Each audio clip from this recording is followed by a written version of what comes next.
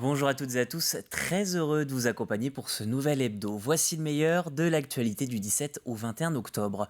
Une semaine marquée tout d'abord par ce mouvement social et interprofessionnel pour demander le respect du droit de grève et une augmentation des salaires. À l'initiative des syndicats CGT, FO, FSU et Solidaires, des rassemblements se sont tenus un peu partout en France et notamment à Fontenay-le-Comte et La Roche-sur-Yon. Une trentaine de personnes à Fontenay selon la gendarmerie et entre 200 et 300 personnes place Napoléon dans la préfecture du département. Colline Davy vous raconte cette journée de grève. Ils étaient plusieurs centaines de grévistes au départ de la place Napoléon pour réclamer plus de pouvoir d'achat. Mes camarades, s'alimenter ou se chauffer, voilà le choix des salariés pour cet hiver. Une grève intersyndicale et interprofessionnelle avec dans la foule du personnel médical, social, enseignant ou même retraité. Donc non, on est là parce que nos conditions de travail sont en train de se dégrader. Voilà, il y aura des changements au 1er janvier. Pour travailler aux 1607 heures, ils nous enlèvent tous nos avantages. Pour dénoncer des économies sur le dos des plus fragiles en fait, et qui ne sont pas forcément présents pour se défendre, ce qui ne peuvent pas se permettre d'avoir moins de salaire sur une journée. Aujourd'hui, on est mobilisés parce que nous sommes extrêmement inquiets concernant la voie professionnelle et notamment les mesures qui vont, à mon avis, sortir au moment des vacances. Toujours pour les mêmes raisons, le pouvoir d'achat, la santé, c'est le bazar, tout le monde est en colère au fond. Des discours puis un cortège en direction des jardins de la préfecture avec pour revendication commune l'augmentation des salaires. Ce qui est distribué dans les groupes du CAC 40, les 167 milliards ne ruissellent pas, ne retombent pas dans la poche des salariés, puisque les augmentations de salaire ne sont pas à la hauteur de l'inflation sur le carburant, sur l'alimentation et sur l'énergie bien sûr. La mobilisation concerne, selon les syndicats, de plus en plus de monde. Nous on tracte pas mal en ce moment sur les ronds-points, sur les salaires, etc., sur la retraite, parce que ça aussi la retraite, la fameuse retraite, il ne faut pas l'oublier.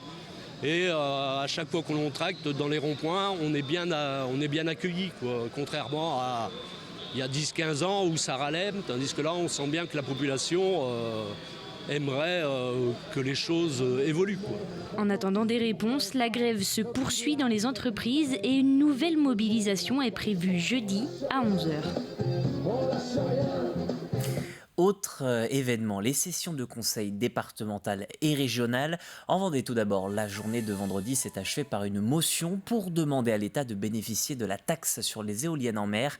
Plutôt que d'augmenter la contribution des Vendéens, les élus veulent récupérer une partie des fonds dont l'Office français de la biodiversité bénéficie. Une demande déjà formulée par les départements de la Manche et de la Loire-Atlantique. Le porteur de projet doit payer des taxes sur ce parc éolien et ces taxes seront redistribuées entre les communes les plus impactés, avec aussi les pêcheurs, avec aussi l'Office français de la biodiversité et enfin la SNSM. On voit très concrètement qu'il y a un acteur qui a été oublié, qui est pourtant un acteur majeur, c'est le département. Dans cette motion, nous demandons à ce que le département soit réintégré. Le département et les départements d'une manière générale sont en charge des espaces naturels sensibles sur lesquels la biodiversité au quotidien est prise en compte et sur lesquels nous investissons énormément. Donc ce serait totalement logique qu'une part puisse nous revenir. Et le conseil départemental qui s'est aussi prononcé sur le projet de parc national pour le Marais breton. Et les élus se disent défavorables à l'idée. Pour eux, cette gestion doit rester, je cite, locale. Du côté de Nantes, dans l'ordre du jour, une première discussion sur le futur budget 2023 au Conseil régional des Pays de Loire. Pour le moment, il n'est bien évidemment ni voté ni écrit, mais les premières orientations rappellent le besoin d'économiser l'énergie. C'est la volonté de la présidente Christelle Morancet. Quant à l'opposition, on souhaite au contraire privilégier l'aide à l'austérité grâce à un pare-choc énergétique. La période nous oblige également à être, on va dire, en termes de budget, d'être plus virulent. Il faut rappeler quand même les 2 budgets précédents ont été les budgets les plus importants de l'histoire de cette collectivité. Mais à période, on va dire, difficile, la région a été au rendez-vous et je pense notamment au plan de relance que la région a mis en place pour accompagner nos entreprises. Aujourd'hui, ça me semble important d'être sur la sobriété budgétaire et sortir aussi du quoi qu'il en coûte parce que c'est une question de responsabilité que je dois avoir pour cette collectivité. Dès les élections, on a porté un programme qui prenait en compte la question du changement climatique, de l'adaptation de notre économie, de nos territoires. Donc on est conscient qu'il faut aller dans la sobriété. Ce qui manque aujourd'hui, on a étudié un rapport sur l'énergie, c'est le comment. C'est pas le tout de dire qu'on veut de la sobriété, il faut un plan d'action, il faut chiffrer, il faut savoir ce qu'on attend des investissements qu'on fait, les économies, tout ça doit être quantifié. On n'a absolument rien, on n'a pas d'engagement budgétaire, on n'a pas de feuille de route et on n'a pas d'objectif.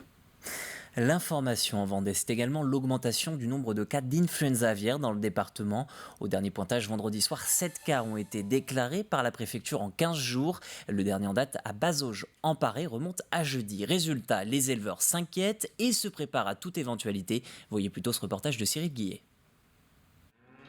Comme un très grand nombre d'élevages en Vendée, le GAEC Lumino-Charrier n'a pas été épargné par l'influenza aviaire. Le 11 février dernier, le réveil est difficile pour Thierry Lumineau et ses 2 associés. L'élevage qui est là, le bâtiment qui était plein de dindons, a tout crevé en 72 heures.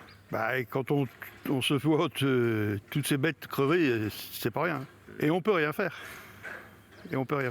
Cette exploitation accueille 7400 mètres carrés d'élevage de volailles, plus précisément de poulets et de dindons. Mais depuis la première vague d'influenza aviaire, pour entrer sur la ferme, il faut montrer patte blanche. Tout véhicule qui rentre dans la cour arrive au poste de désinfection, à la barrière. Et la première chose où que les véhicules doivent se désinfecter, interdire l'équarrissage. Et le poste de désinfection est là, qui est mis à disposition pour tout le monde. Et toujours dans un souci de biosécurité, des périmètres de protection ont aussi été établis. On a un premier périmètre où personne ne peut approcher du bâtiment. Une zone vraiment réservée qu'à l'exploitant. Ce qui fait qu'on a clôturé.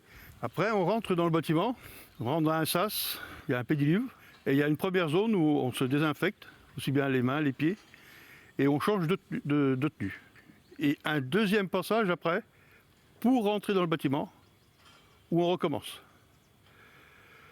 Alors après, je ne sais pas ce qu'on peut faire de plus. S'il le formule avec le sourire, Thierry Lumineau reste néanmoins inquiet. Pendant ce mois d'octobre, déjà 4 foyers de grippe aviaire ont été signalés dans des élevages vendéens. On sent que ça revient, que c'est dans la faune, que ça traîne, quoi. On a l'inquiétude que ça recommence. Depuis le mois de mai dernier, un vaccin est en cours d'expérimentation dans le Gers et dans les Landes. Une lueur d'espoir pour ces éleveurs qui craignent une seconde vague. Et reportage réalisé, je le rappelle, avant l'apparition de ces 3 nouveaux cas. Nous vous tiendrons informés la semaine prochaine sur l'évolution de l'influenza aviaire dans le territoire. Depuis mardi et jusqu'au 31 janvier, la campagne hivernale de vaccination contre la grippe bat son plein. Si certains d'entre vous ne se sentent pas concernés, notez tout de même que 10 à 15 000 personnes décèdent de cette infection selon l'Institut Pasteur chaque année en France. La vaccination est donc recommandée pour les seniors, principaux concernés, mais aussi aux femmes enceintes. Pour l'instant, ça concerne les personnes qui ont reçu des bons de la sécurité sociale, donc les personnes de plus de 65 ans et celles qui sont atteintes de certaines pathologies comme le diabète, l'asthme. Voilà. On se présente en pharmacie, on vient récupérer le vaccin et puis soit on le fait sur place, soit après on décide de le faire chez le médecin ou alors à une infirmière. Cap au large à présent avec cette campagne de sensibilisation et d'information sur les dangers de l'océan pour les professionnels de la mer. À Port-Genville, l'Institut maritime de prévention a simulé des accidents dans lesquels des personnes se retrouvent à l'eau en haute mer. Dans cette répétition, les marins-pêcheurs professionnels comme étudiants étaient invités à apprendre les bons gestes pour éviter de dramatiques accidents. Une nouvelle réglementation va être en vigueur à partir du 1er janvier 2023 pour les bateaux de pêche de 12 à 24 mètres. Ils vont devoir mettre en place une procédure de récupération d'hommes à la mer Et donc, avec le Comité national des pêches et l'IMP, nous organisons des exercices de récupération d'hommes à la mer de Boulogne-sur-Mer jusqu'à Martigues sur différents types de navires de pêche et nous testons du matériel et ensuite nous proposerons bientôt sur le site internet des procédures type. Cette semaine, Vendée Tourisme a rendu public son bilan complet de la saison écoulée. Un été très lucratif puisque cette activité a généré plus de 2 milliards d'euros de bénéfices dans le département. Un secteur qui essaye de diversifier son offre. La saison commence de plus en plus tôt, vers Pâques notamment, pour finir début octobre.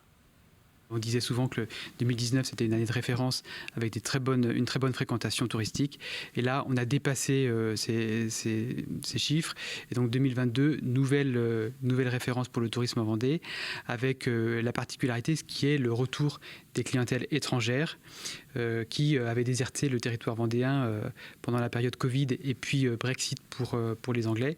Et donc là, les Anglais sont revenus, 4 fois plus d'Anglais en 2022 qu'en 2021, et au même titre que les Belges, les Allemands et les Néerlandais qui aiment bien venir en Vendée. La hausse est quand même plus mesurée que des chiffres qu'on évoque là. On va dire qu'on est sur la base d'une saison en 2019, voire un peu plus 5% par rapport à 2019. Mais en tous les cas, l'évolution, on sent bien que les gens ont envie de profiter de la vie, c'est une certitude, mais avec un développement du tourisme de proximité.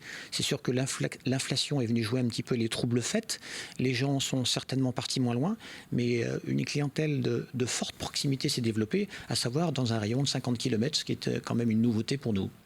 Un mot de météo avec les fortes températures enregistrées cette semaine. Au Sable d'Olonne, par exemple, un record a même été battu, 24,9 du jamais vu sur cette période. La plus grande donnée précédemment recensée était de 24,5 degrés en 2005. Les températures normales en cette saison sont de 17 voire 18 degrés et nous sommes donc en moyenne de 7 à 8 points au-dessus. La faute à l'humidité de ces derniers jours suite aux nombreuses pluies et la présence du soleil. Tout autre chose à présent, un forum Bien vieillir à domicile s'est tenu cette semaine aux Achards, un temps de rencontre avec les acteurs vendéens pouvant faciliter le quotidien des aînés et faciliter aussi le maintien à domicile de nos seniors. Retour sur ces ateliers et ces rencontres avec Diane Delangle. Une activité physique adaptée et des interactions sociales régulières. Voilà la recette pour bien vieillir à domicile. Ce forum du même nom organisé aux Achards grouille d'idées pour y parvenir. Et pour achever de s'en convaincre, il suffit d'enfiler le simulateur de vieillissement proposé par la MFR de la Motte Achard. La veste, elle pèse 20 kg. Elle pèse 20 kg. En fait, elle permet de simuler les mouvements et les douleurs du dos et des épaules. Parce que quand on le porte très longtemps, à un moment donné, en fait, on s'affaisse. Ce qui peut expliquer qu'à un moment, les personnes, en fait, elles sont un peu repliées sur elles-mêmes. Très lourd et un peu déséquilibré. La question, c'est qu'est-ce que je peux faire parce que je vais voir que ça va être mon dos qui va être très fatigué. Donc, qu'est-ce que je peux faire piscine ou continuer la marche. En fait, ça donne plutôt envie de maintenir une hygiène aussi de vie. Et pour y parvenir, on peut compter sur la trentaine d'intervenants présents à ce deuxième forum Bien vieillir à domicile. 85% des personnes âgées, des Vendéens et Vendéennes souhaitent vieillir à domicile et que l'objectif du département, ici associé avec les EHUD, le PCI des Achards, c'est de pouvoir répondre le plus possible à ces besoins et donc de pouvoir les accompagner dans leur quotidien, mais aussi dans tout ce qui pourrait être un peu de la tracasserie, notamment administrative. Et l'objet de ce forum, c'est d'y contribuer. Et la prévention est là aussi bien présente, avec notamment ce stand qui incite à surveiller l'hypertension artérielle pour lutter contre les AVC. AVC, moi, c'est pas plus. Ça pue. Et bravo. Jackie, c'est la joie de vivre. Et puis, il a envie de vivre encore longtemps. Donc, c'est pour ça qu'aussi, on vient pour dire aux gens, c'est sûr, on a fait un AVC, mais voilà, c'est...